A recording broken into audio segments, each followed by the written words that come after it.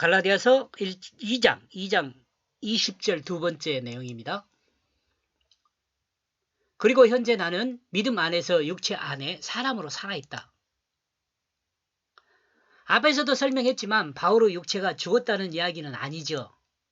바울에게서 죽은 것은 바울 자신의 욕망을 따르던 자기중심의 그 뜻대로 사는, 자기중심의 그 뜻대로 사는 삶이 죽었다는 것입니다. 그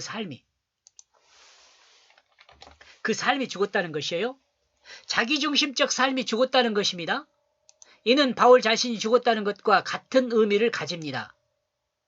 그리고 믿음 안에서, 즉 이 믿음은 하나님의 구속 경륜 안에 있는 예수 그리스도의 십자가와 부활을 믿는 믿음으로 시작합니다. 이 죽음이요. 하나님은 우리 자신보다 더 우리 자신을 믿고 기대하며 기다리시는 분이십니다. 이렇게 바울처럼 되기를, 주님처럼 되기를. 그러므로 바울이 믿음 안에서 육체 안에 사람, 믿음 안에서 육체 안에 사람이라고 말하는 의미는 예수 그리스도 믿음 안에서 자신의 육체가 사는 것이며 육체 안에서 하나님의 역사를 믿는 삶이라고 설명하고 있는 것입니다. 다시요.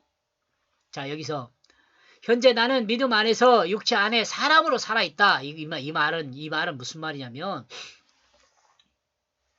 믿음 안에서 육체 안에 사람이라고 말하는 의미는 예수 그리스도 믿음 안에서 자신의 육체가 사는 것이며 육체 안에서 하나님의 역사를 믿는 삶이라고 설명하는 것이에요.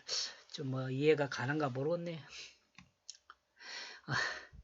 바울은 자신의 육체를 통해 하나님의 일을 행하는 하나님의 종으로 사는 자신 본연의 삶의 모습을 회복했다고 증거하는 거죠. 다시요. 바울은 자신의 육체를 통해 하나님의 일을 행하는 하나님의 종으로 사는 자신 본연의 삶의 그 모습을 회복했다고 설명하고 있는 것입니다. 증거하고 있습니다. 예. 하나님이 바울을 통해 이루신 하나님의 창조 목적을 따라 살게 되었다는 그것을 말합니다. 이는 곧 하나님의 창조 목적, 이는 곧 하나님이 믿고 기대하며 기다리던 삶이며 하나님이 기뻐하는 삶입니다. 너로 인하여 내가 기쁨을 감추지 못한다 하는 그 하나님의 마음을 우리가 이렇게 변화되면 공유할 수 있어요. 나는 그것에 살아있다. 그 하나님의 그 아들에 나는 사랑하고 있다. 이거 지금 이 말 번역한 내용이에요. 그러므로 바울이 살아가는 것은 바울 자신의 욕심을 따르는 바울의 뜻이 아니라 바울을 사랑하고 있는 예수 그리스도께서 이방의 사도로 소명 주시고 기대하시며 기다리는 그 믿음이 바울의 육체 안에서 살아있다는 거죠. 그러므로 바울의 삶은 예수 그리스도의 그 믿음이 사는 것이 됩니다. 예수 그리스도의 그 믿음이 살아요. 앞에서도 말하지만 예수 그리스도의 믿음은 하나님의 뜻을 따르는 하나님 약속을 기다리는 믿음입니다. 기대하고 기다리는 것이에요. 하나님도 하나님의 종들을 믿고 기대하며 하나님의 종의 모습으로 회복되는 것을 기다리고 있습니다. 이는 곧 하나님의 믿음이죠. 이는 곧 우리를 향한 하나님의 믿음. 우리를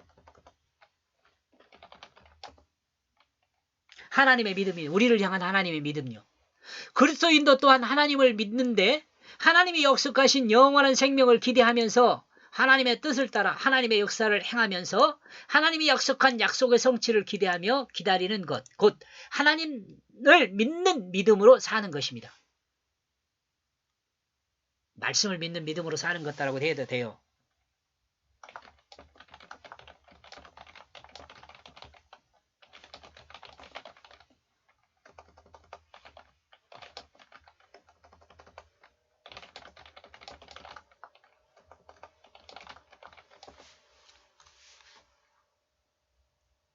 그리고 그는 나를 위하여 자기 몸을 넘겨주었다. 예수 그리스도의 믿음은 이제 바울의 육신을 통해 살아 있습니다. 바울의 육신 안에 살아있다고 뭐라야 돼. 통해서도 하면 바울의 육신 안에.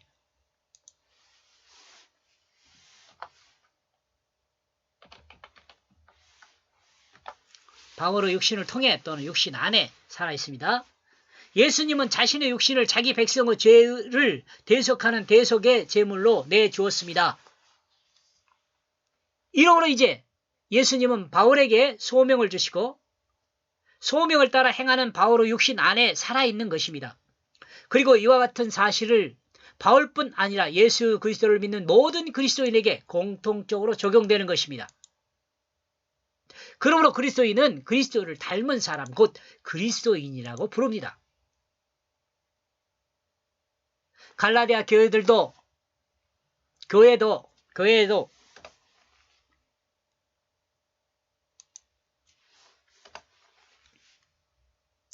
똑같은 복음이 증거되므로 갈라디아 교회 그리스도인들에게 주님은 결국 이와 같은 삶을 믿고 기대하고 있습니다.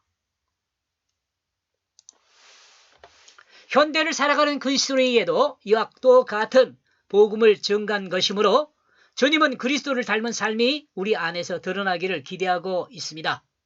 이러므로 우리는 바울과 같은 삶을 살아야 합니다.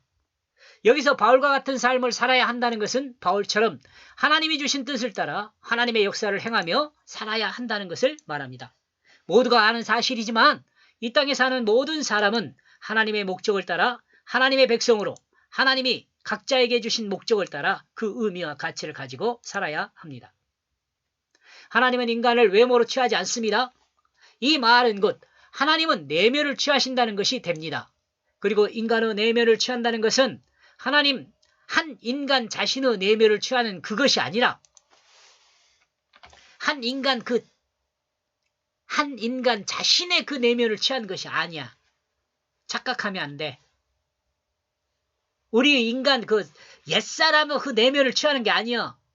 거짓 내면을 취하는 게 아니라고. 예수 그리스도를 믿음으로 받아들여 그 내면이 예수 그리스도 모습이 된 사람을 취한다는 것입니다. 조금 어려운 이야기인데 이해했으면 좋겠어요.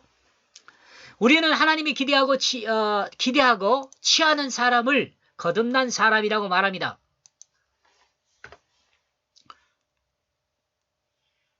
다시 생각하면 자기중심으로 사는 것이 아니라 하나님의 말씀 중심, 곧 하나님의 뜻을 따라 우주 만물을 섬기는 삶으로 거듭난 삶입니다. 다시 말하면 이 삶이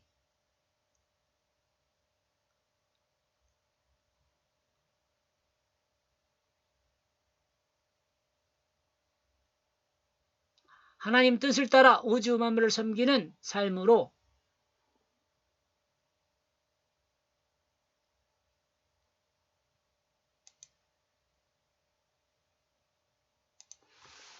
거듭난 삶을 말합니다. 그리고 인간이 의롭게 되는 것은 인간의 내면이 변화된 것이 아니라 인간 자신의 자기중심 그 자기 내면을 제거하고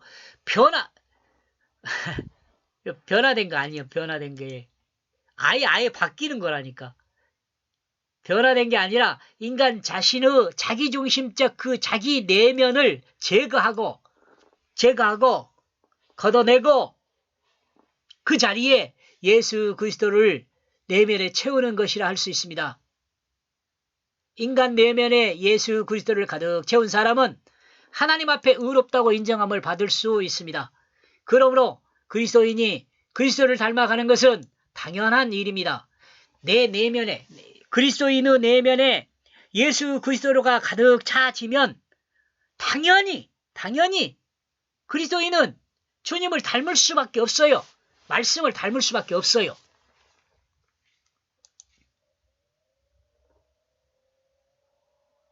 그리고 그리스도를 온전히 닮은 모습은 그리스도를 삶에 가득 채운 성령 충만한 사람이라고 할 수 있어요. 하나님 뜻을 가득 채워진 사람이에요. 하나님 뜻으로.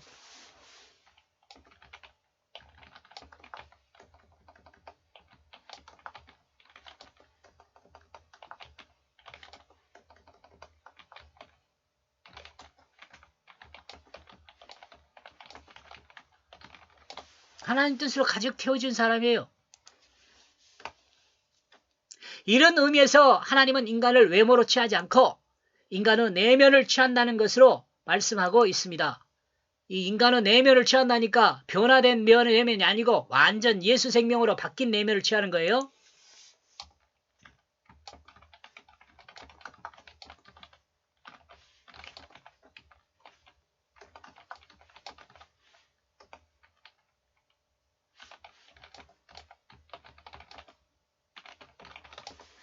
예수 생명으로 바뀐 내면을 취하는 거예요. 이렇게 해서 20절은요. 나는 살았다. 그러므로 더 이상 내가 아니다. 그가 살아있다. 내 안에 그리스도가. 그리고 현재 나는 믿음 안에서 육체 안에 사람으로 살아있다. 나는 누구예요? 예수 생명이에요. 여러분 오해하면 안 돼요. 나는 믿음 안에서 나는요. 이제 내가 없어요. 내가 옛사람인 나는 없어요. 이제 나는 예수 그리스도가 나여요. 나는 그로 살아있다. 그러니까 나는 그로 살아있잖아요. 내가 누구예요? 예수잖아요. 내가 예수 생명이에요. 말씀이라 예수 생명 또 오면 오해할 수 있어요. 그 2단, 3단 올라갈 수 있으니까 말씀으로 살았다는 거예요. 말씀으로. 예? 내가 그리스도로 살아있다라고 말할 때는 내가 하나님 말씀으로 살아있다 이 말이에요. 그 하나님의 그 아들의 그러니까 말씀으로 살았다고 이해하는 것이 훨씬 2단으로 빠지지 않게 해요. 그 오해한 사람들이 되게 내가 예수다라고 나오잖아요. 나를 사랑하고 있는 그 하나님의 그 아들의 나를 사랑하고 있는 그 하나님의 아들의 그로 살아있다. 나는 그로 살아있다. 말씀으로 살아있다라고 이해하는 게 제일 편리해요. 편리해. 2단으로 빠지진 않고. 그리고 그는 나를 위하여 자기 몸을 넘겨주었다. 여기까지 보겠습니다. 고맙습니다.